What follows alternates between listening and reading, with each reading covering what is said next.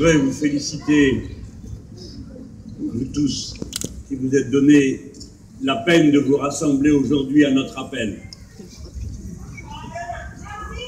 Je n'ai encore rien dit, c'est normal que vous n'entendiez rien. Ils se marrent, c'est qu'ils entendent. Ça va bien, hein? Voilà, comme ça on entend bien. Alors je recommence.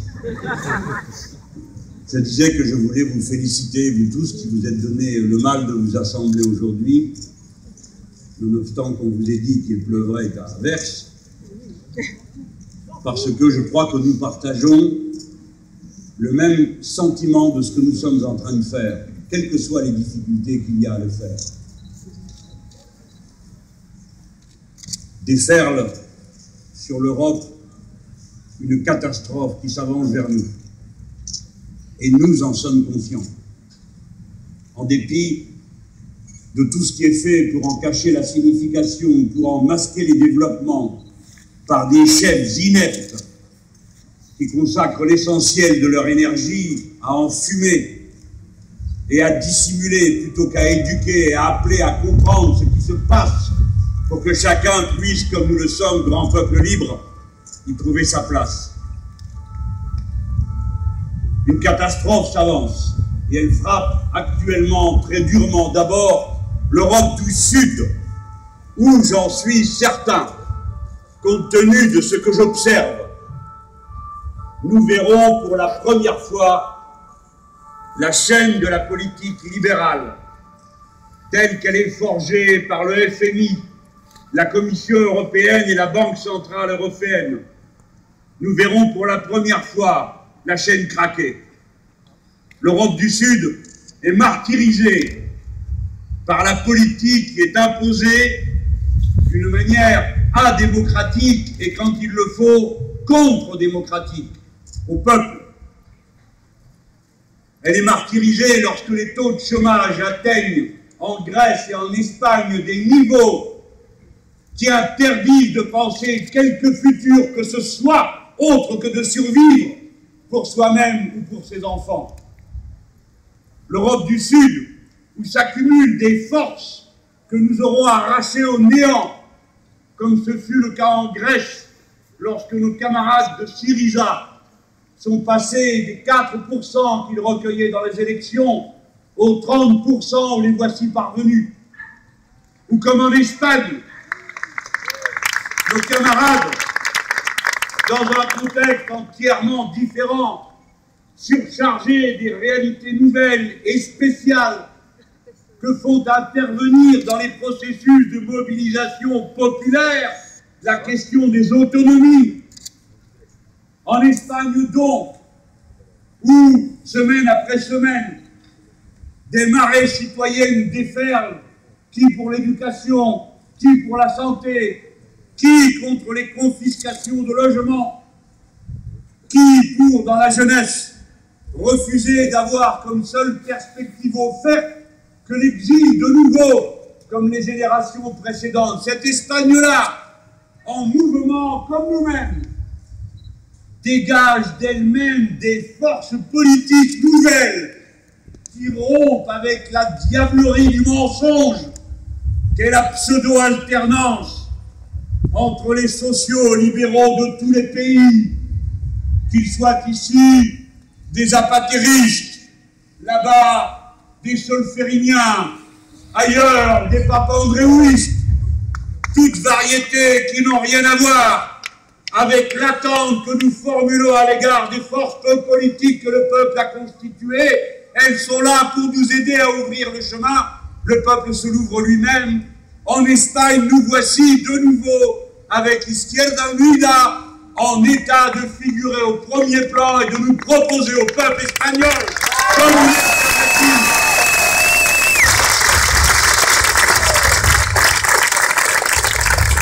Au Portugal, trompés de la même manière par ceux qui avaient promis de s'affronter à la politique de la Troïka et qui, pour terminer, y ont cédé les premiers. Au Portugal, entre nos camarades du Bloco de Izquierda et le camarade du Parti communiste portugais. Un point d'appui est offert aux Portugais qui les met à plus de 30 et peut-être 40% des élections. Aujourd'hui même, à l'heure où nous nous assemblons ici, puisque tant de fois on a comparé cette situation, celle que nous vivons avec celle terrible des années 30, où déjà des chefs ineptes avaient conduit une politique aberrante qui s'acheva, comme vous le savez, dans les désastres qui sont encore vivants dans nos mémoires. Eh bien, pensons qu'au contraire de ces années, nous sommes en train, par nos rassemblements, de nous montrer, nous, plus européens qu'aucun autre, puisque dans toutes les capitales d'Europe, nous nous rassemblons contre cette politique, ce qui n'existait pas à l'époque. Et nous faisons vivre ainsi une internationale des citoyens dressée contre la troïka et l'abjecte dictature du coup d'État financier.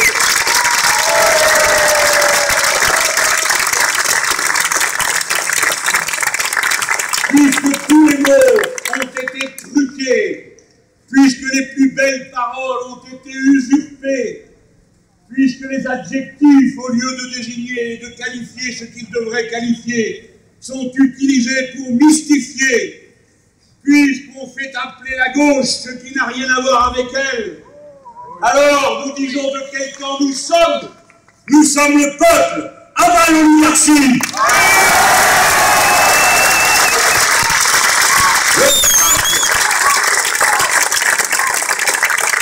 Le peuple et ses valets.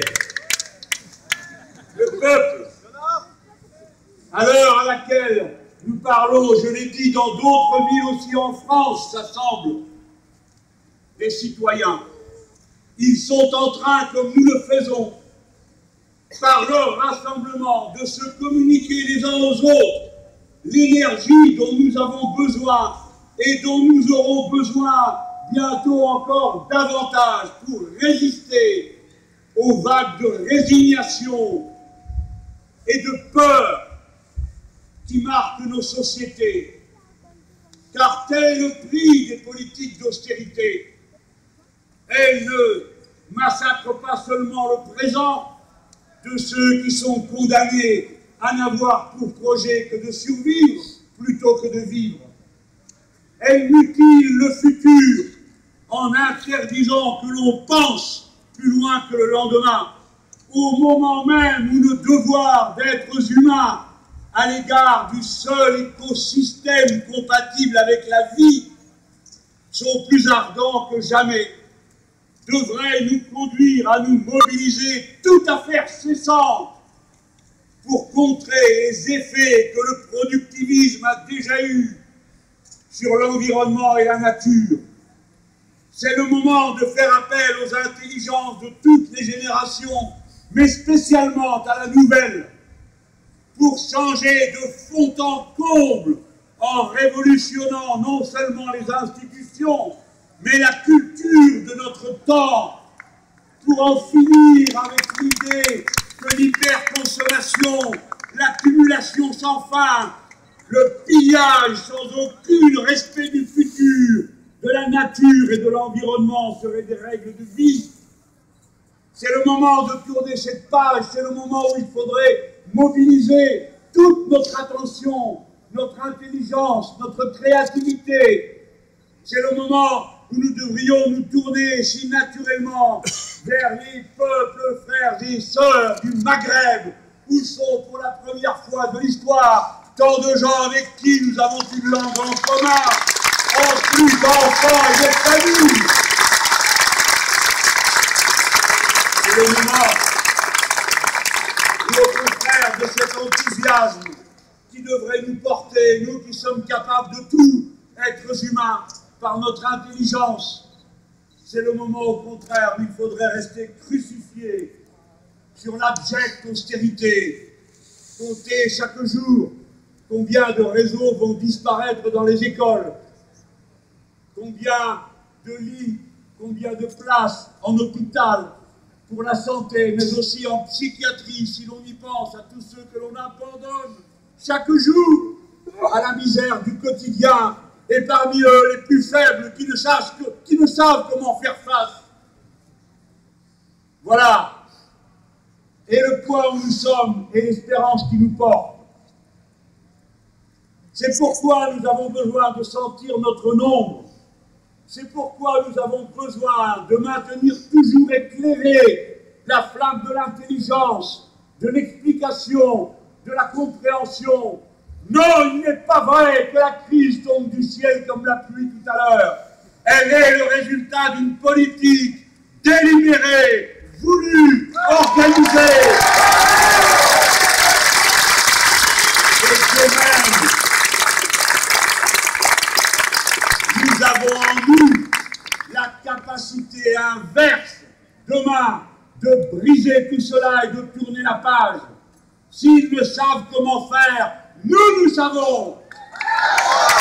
S'ils ne savent comment donner à notre peuple un futur et à nos peuples européens un futur, nous savons. Et ceux qui sont là derrière moi en ont fait la démonstration à l'échelle de la modeste existence qui est l'heure. Quand les autres sont partis, quand les patrons ont dit qu'il fallait en finir avec eux, ils ont dit, si vous ne savez pas comment faire marcher notre entreprise, nous savons, et nous n'avons pas besoin de vous.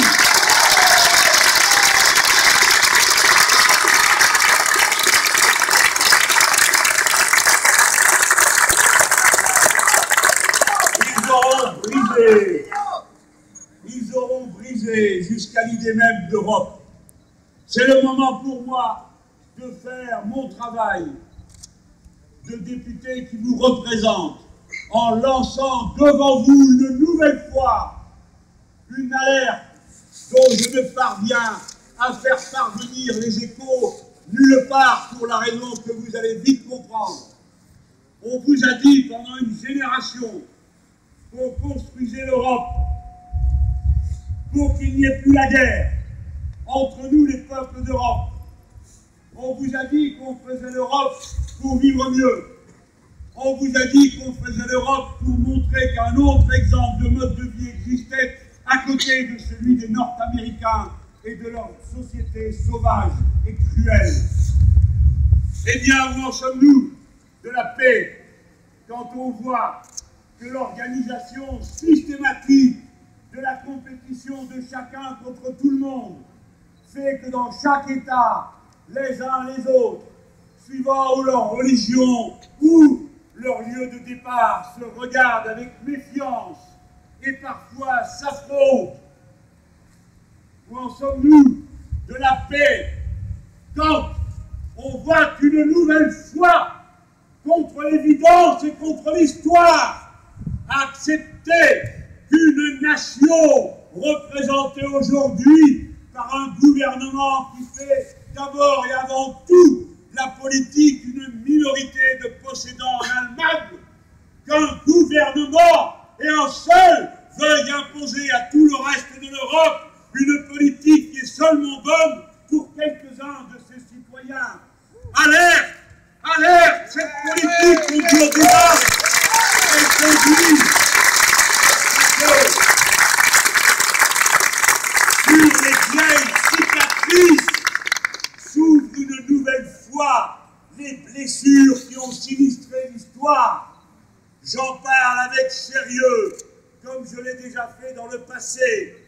L'Europe n'a rien à gagner, et les Allemands au premier, à ce que le gouvernement de Mme Merkel prétende décider à la place de tous les peuples d'Europe ce qui est bon pour eux, sous les instruments de la Troïka, Banque Centrale Européenne, FMI et Commission. Ce sont les Allemands eux-mêmes qui le disent.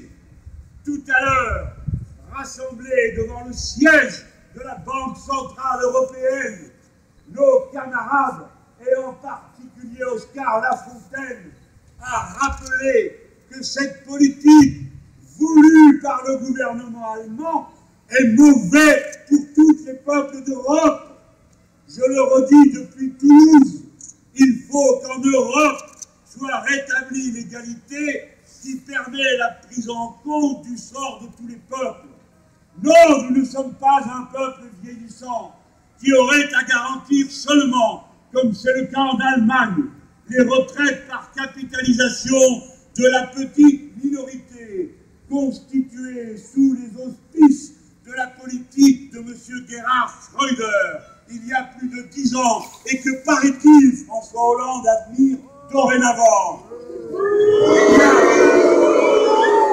Cette politique qui n'est déjà pas bonne pour les Allemands, qui ont aujourd'hui plus de pauvres qu'ils n'en ont jamais eu. Cette politique qui n'est pas bonne pour les travailleurs allemands, qui sont exploités comme ils ne l'ont jamais été de leur histoire, contraints qu'ils sont, lorsqu'ils perdent leur emploi, d'accepter n'importe quel job, fût-ce à 1 € par heure.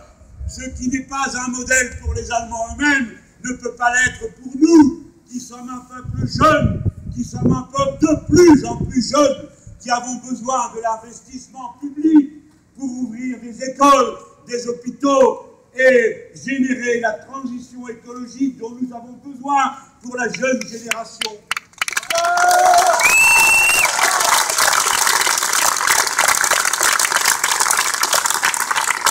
Aucune politique européenne n'est possible autrement que sur la base de la plus stricte et la plus absolue égalité entre les peuples. En Europe, personne ne doit commander au singulier. Il ne peut y avoir de décision qu'au pluriel.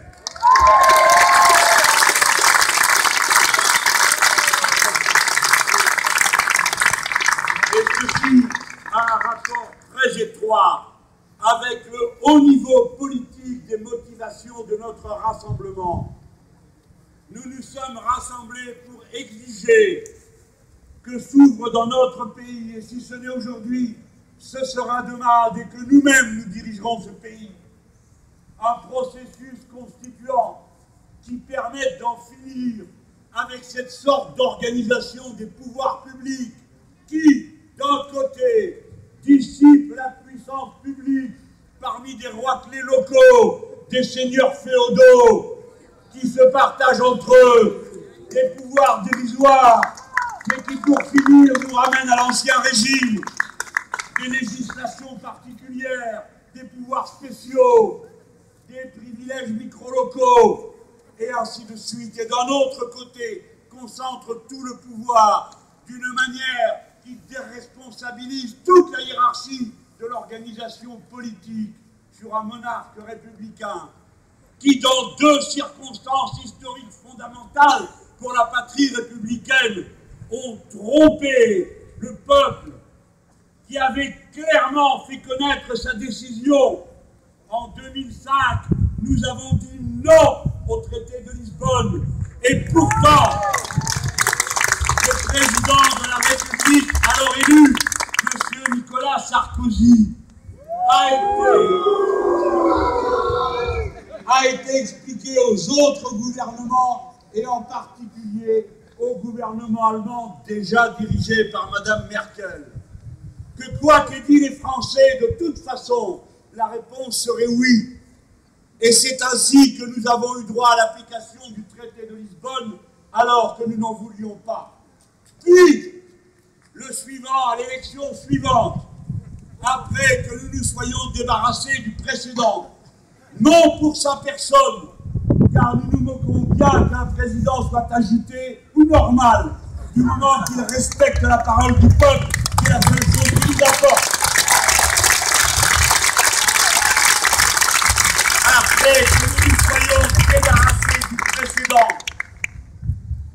en ayant confié nos bulletins, parce que telle est la Constitution, au 2e tour à quelqu'un qui nous avait dit qu'il allait renégocier le traité Mercosur et qui, en dépit de la volonté populaire exprimée par les bulletins de vote qui majoritairement lui ont confié le pouvoir, en dépit de cela, n'a pas changé ni une virgule, ni un adjectif au traité qui avait été signé par M. Sarkozy et Mme Merkel. Ainsi, une nouvelle fois, c'est une forfaiture qui est venue du sommet de l'État contre la volonté populaire. On peut toujours féliciter les habiles, les malins, les sournois qui parviennent, pensent-ils, à tromper les gens. Mais ces viols répétés de la démocratie se payent un jour venu par une colère qui, loin d'être aveugle, au contraire, est d'un haut niveau de conscience et d'éducation. Eh bien quoi? Le voici qui pétarade et dit que la commission n'aurait pas à lui dire ce qu'il doit décider, vu qu'il avait déjà décidé de le faire. Voilà la seule énergie dont sont capables ces sortes de faibles.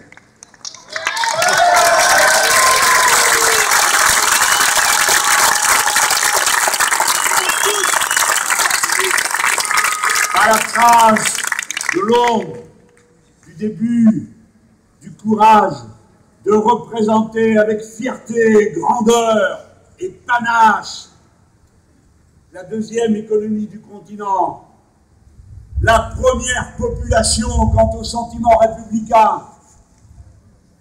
Quoi? À peine avait-il dit « Non, ne me parle pas sur ce ton » qu'il s'est dépêché d'aller dire devant Mme Merkel « On me le fera quand même ». Ah, le brave petit. Ça doit bien la faire rire, Mme Merkel, de voir ce dirigeant français de cette patte-là. Attendez que je les trouve.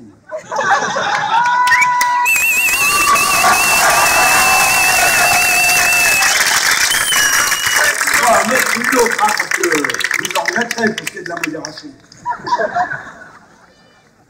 Mais enfin, le plus fort, au-delà de l'humour que je veux y mettre, pour que le sujet ne soit pas toujours aussi triste qu'il l'est pourtant. Comment cet homme ose-t-il dire « La Commission n'a pas à nous dire ce que nous devons faire » Mais si, c'est vous qui l'avez signé, Monsieur le Président. Tous les ans, le budget de la France, c'est inscrit dans le traité budgétaire, doit être présenté à la Commission. Et tous les ans, la Commission dit ce qu'elle pense de l'organisation du budget. Et de là, elle est passée à d'autres sujets parce que vous avez signé un accord dans ce sens. Vous, François Hollande, vous avez signé un accord qui permet à la Commission de donner non seulement son point de vue sur notre budget, mais sur nos régimes sociaux et même sur l'organisation des contrats de travail. C'est vous qui avez signé ça. C'est vous qui avez dit. Dès lors, ayez au moins le cran d'assumer. Venez expliquer aux Français pourquoi c'était la bonne décision. Qu'est-ce que c'est que cette politique ourdie dans le secret des cabinets, dont on ne dit rien ensuite au peuple? Me voici à ma troisième alerte. Je vous ai dit, on avait promis la paix, mais on réunit toutes les conditions qui font que les peuples peuvent s'affronter. Je vous ai dit, on avait promis qu'on vivrait mieux, mais chacun d'entre vous constate que le présent est pire qu'hier et que le futur s'annonce comme pire que le présent, sans que ces gens n'en prennent souci d'aucune façon et ne vous proposent quoi que ce soit d'autre que des mensonges ou des reports à je ne sais quand du jour où les choses s'arrangeront. Comme si nous ne savions pas qu'en France, autant de personnes retrouvent leur travail qu'il n'en est qui se perdent qu'avec une croissance de 0,8 et que par conséquent, lorsqu'il n'y a plus de croissance de l'activité, je dis bien l'activité car je ne suis pas un partisan de la croissance de n'importe quoi, n'importe comment, comme je dis. Eh bien, lorsqu'on est à zéro, ce que nous savons tous, c'est que cette année, il y aura 300 000 chômeurs de plus que l'année dernière. Ce que nous savons tous, c'est que la France sera en récession, l'Allemagne sera en récession, l'Espagne sera en récession, la Grèce sera en récession, le Portugal le sera. Et que, comme tous ces pays, la première, la deuxième, la troisième et la quatrième économie de l'Union européenne, sont le cœur du moteur de la production de 25% de la richesse du monde, étant le premier producteur, premier acheteur, première masse monétaire du monde, la crise à l'intérieur de l'Union européenne, qui a son origine, comme vous le savez, dans les exigences de la finance et dans le règlement de sa crise, cette crise-là va se propager au reste du monde. Ne croyez pas les menteurs qui essayent de vous faire croire qu'ici ou là, je ne sais quel improbable feu serait en train de se rallumer, qui vous annoncerait du Dieu. Je suis au regret de devoir vous le dire. Cela me fend le cœur, pensant déjà à ce que sont les souffrances endurées par tant et tant. Mais vous n'avez pas d'autre horizon que la lutte, parce que c'est ce qui nous permettra de conserver votre dignité.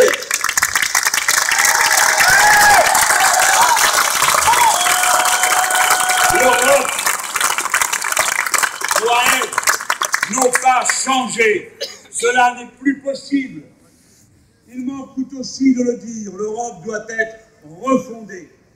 Et pour que cette Europe soit refondée, il faut que ceux qui en sont les principales parties prenantes, c'est-à-dire notamment le peuple français, interviennent sur la scène de l'Europe autrement qu'il le fait aujourd'hui, comme il est représenté par François Hollande et les autres.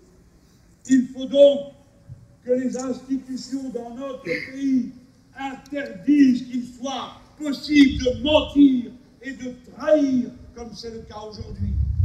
Voilà pourquoi cette 6e République que nous appelons de nos vœux, imaginant qu'une constituante permettrait d'élire des députés qui n'ayant jamais été élus ailleurs auparavant et s'engageant à ne jamais être élus ensuite ou que ce soit, permettrait de mettre en place ces dispositions qui permettent de concilier la stabilité institutionnelle et la présence populaire dans les décisions politiques. Je pense en particulier à une immense avancée démocratique qu'il nous faut introduire dans notre pays, c'est-à-dire le référendum révocatoire, qui permet au peuple de destituer les responsables en cours de mandat.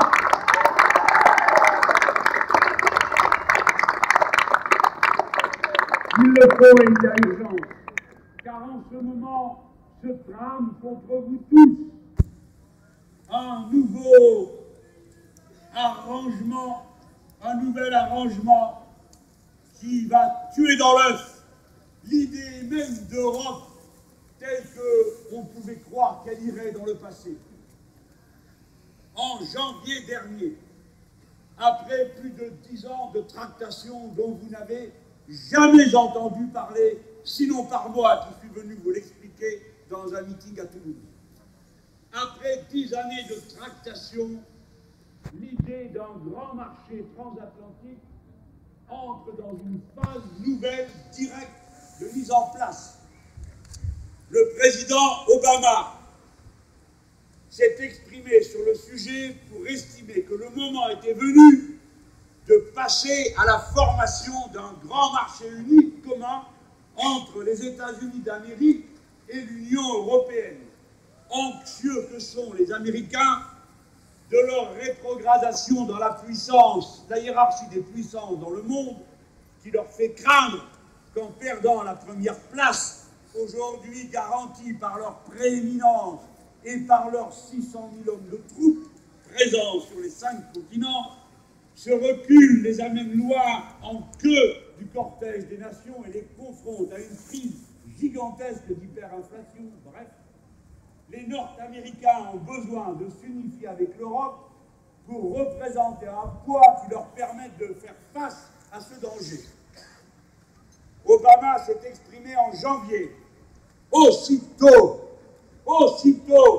et sans avoir demandé rien à personne.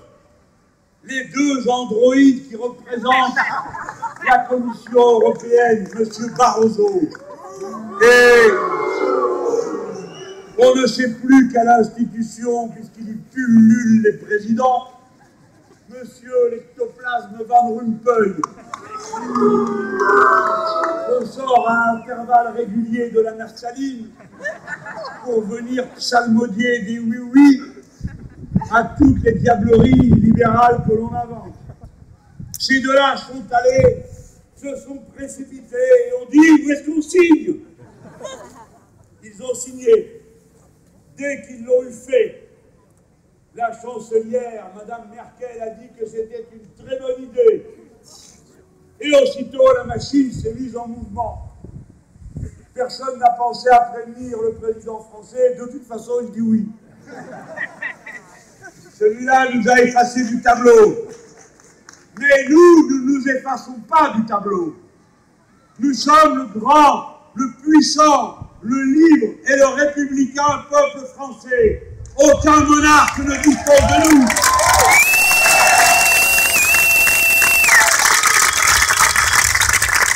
Nous sommes, comme avant nous, toutes les générations du mouvement ouvrier et humaniste pour la constitution d'une Europe unie, mais aussi longtemps que ce n'est pas le peuple lui-même qui disposera des décisions européennes par un Parlement qui en soit un, aussi longtemps que la situation sera celle que nous observons, avec un président de la Commission, une présidente tournante du Conseil, un président de je ne sais quoi qui s'appelle Van Rompuy.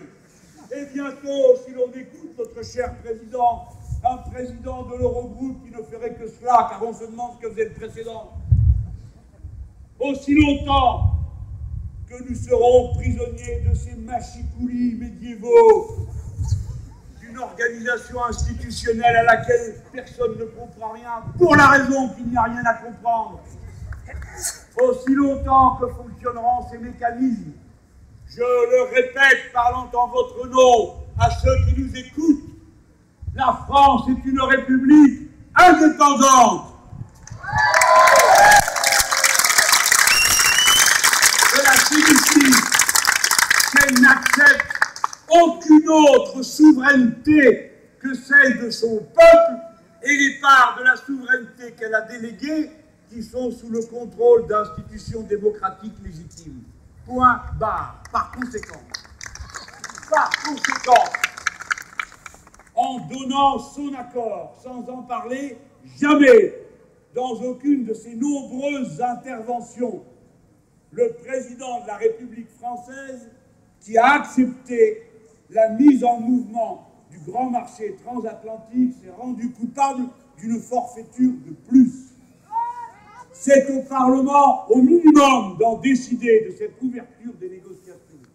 Et pour finir, quel que soit le résultat de cette négociation, il faut, en conformité avec l'idée que nous nous faisons de ce que serait une 6e République renouvelant les pouvoirs populaires, il faudra, et je veux prendre date aujourd'hui devant vous, il faudra que le peuple français se prononce sur la conclusion de cet accord par un référendum.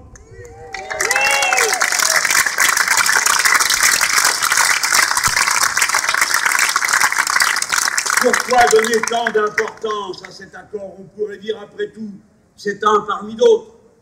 Et vous savez, comme les têtes d'œufs et leurs agences de communication sont habiles pour mentir et dissimuler, pour tromper, ruser, abrutir, enfumer, en agitant toutes les marionnettes médiatiques dont ils disposent, pour amuser plutôt que d'informer, saouler plutôt que de former, abrutir plutôt que d'éveiller. On pourrait dire, les croyants, comme chaque fois que je les vois arriver avec un projet d'accord au Parlement européen, ils nous disent « Signez, signez !» Il y aura 0,5% de croissance. Signez, il y aura 0,2, il y aura 0,3. Si on mettait bout à bout tout ce qu'ils nous ont promis, on devrait avoir une croissance le double de la Chine. Ce sont des menteurs, des truqueurs. Et ils ont gagné le droit que vous les méprisiez, sans même à faire semblant de les respecter.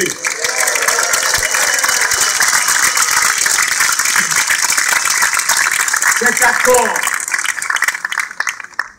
le Parlement européen, dans un enthousiasme eurolâtre habituel, la droite et les sociaux-libéraux à bouche que veux-tu, flanqués de quelques énergumènes ici ou là, qui, sous prétexte d'universalisme, s'en tiche de n'importe quel arrangement, de n'importe quelle combine qui, du moment qu'elle a pour empaquetage Europe et monde, s'estiment contents et sont prêts à tout faire souffrir aux autres. Avec courage, s'il vous plaît. Le Parlement européen a donné son accord. Et il a dit, oui, mais ne touchez pas à l'exception culturelle. Nous avons raison de ne pas vouloir toucher à l'exception culturelle qui fait qu'en France, le cinéma s'autofinance et nous permet de conserver une capacité de création qui peut être un îlot de résistance pour la décolonisation des esprits à laquelle il faudra procéder à grande échelle le moment venu. Car le cœur de la bataille que nous menons n'est pas seulement social, n'est pas seulement politique. Le cœur de la bataille que nous menons est une bataille culturelle. Parce qu'elle met à l'ordre du jour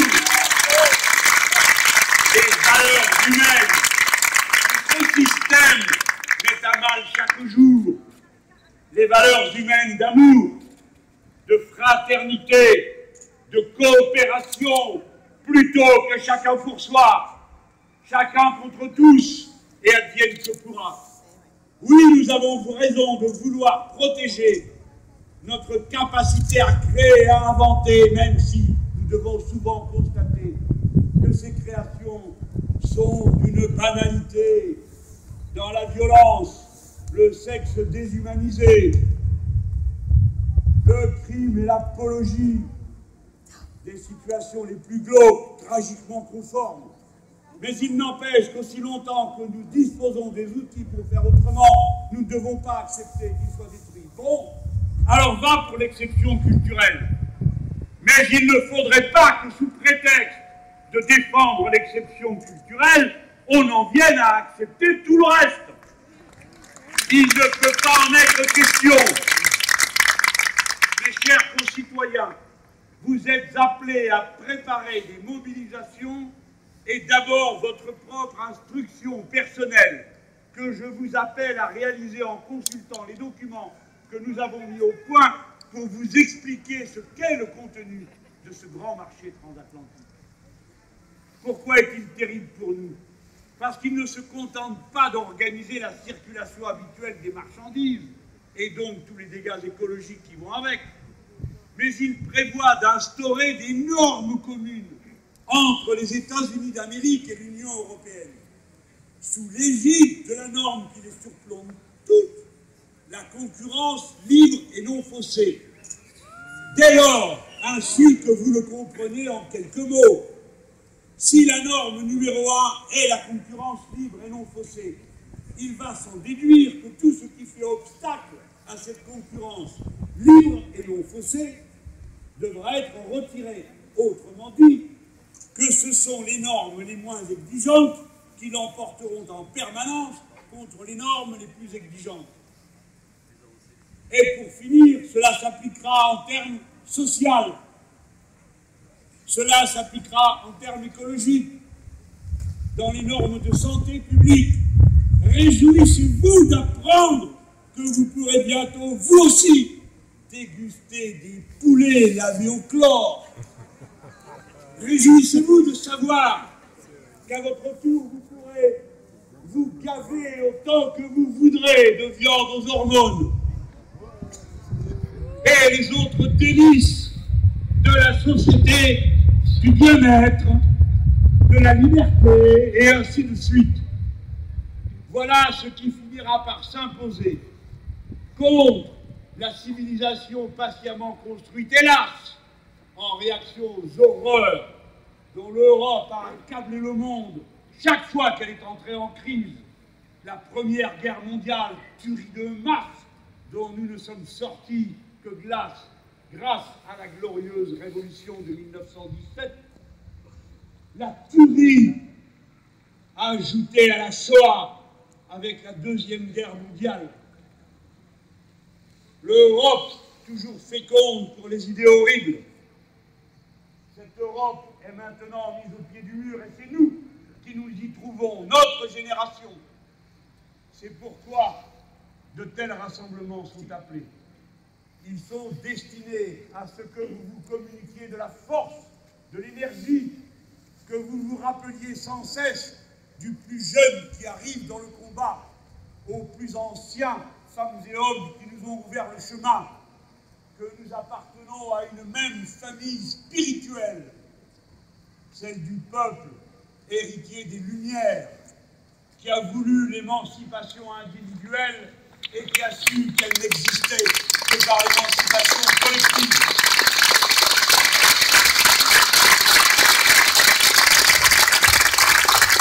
Le peuple du Toulouse et du Pyrénées des environs, travaillé par les influences profondes de la résistance pour la liberté de conscience que les communautés protestantes ont fini par imposer, travaillé par l'apport magique du républicanisme espagnol libérant notre patrie, contribuant à celle de notre capitale, après que nous l'ayons si maltraitée lorsqu'elle s'est présentée à nos portes.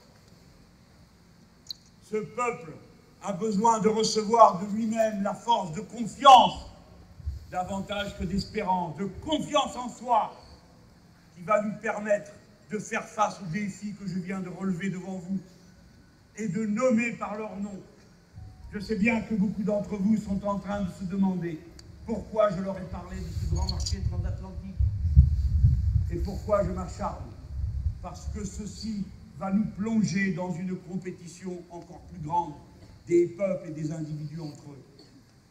L'austérité, les monarchies républicaines ou les coups de force, des coups d'État financiers commis en Grèce ou en Espagne, détruisent d'abord le lien de confiance démocratique qu'il est légitime que le peuple ait dans ses institutions. Plus personne ne croit à rien. Quand il apparaît qu'on ne peut avoir confiance en rien, puisque tous ceux dont c'est l'honneur et la charge de servir et d'obéir aux commandes du peuple n'en font rien ou bien font tout le contraire. Détruisent la société elle-même, au sens où la communauté humaine a pour premier devoir de s'entraider, et que chaque jour est répandu le poison qu'après tout il est acceptable que certains ne soient plus aidés et abandonnés à leur sort. Cette austérité, ces politiques, cette compétition de chacun contre tous détruit les êtres dans ce qu'ils ont de plus intime, venu du plus profond du temps de l'humanité, qui est le goût de tendre la main à l'autre pour l'aider. Société cruelle, injuste, qui vous habitue à l'abandon, au mépris des autres, qui vous fait passer à côté des plus atroces souffrances, avec vos enfants à la main, devant la femme ou l'homme couché par terre, sans nourriture, et souvent, au-delà même de toute perception raisonnable de ce que peut être son aujourd'hui ou son demain, parce qu'il a dévalé la pente, parce que chaque jour, chaque mois, 100 000 personnes de plus arrivent en fin de droit, parce que dorénavant, dans l'indifférence commandée et quasiment nécessaire pour survivre soi-même, on passe à côté de la rubrique en Espagne de la chronique des suicidés du jour. Telle femme qui s'est mis le feu dans une banque en disant « vous m'avez tout pris ».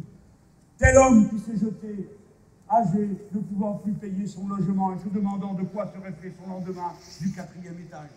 Et ainsi de suite. Société maudite, valeurs cruelles, système abominable qui démonte en nous les sentiments humains et nous contraint et nous dresse à devenir inhumains, en ne sachant que dire à nos enfants, à qui nous apprenons tout le contraire à la maison, qui est la règle du partage des frères et des sœurs entre eux, et de l'amour mutuellement donné, contre rien, et nous apprend à regarder autour de nous en ne demandant qu'une seule chose, de combien j'aurai en retour si je donne, alors que ce qui est donné doit être donné pour être vraiment donné de grand cœur et en échange de rien.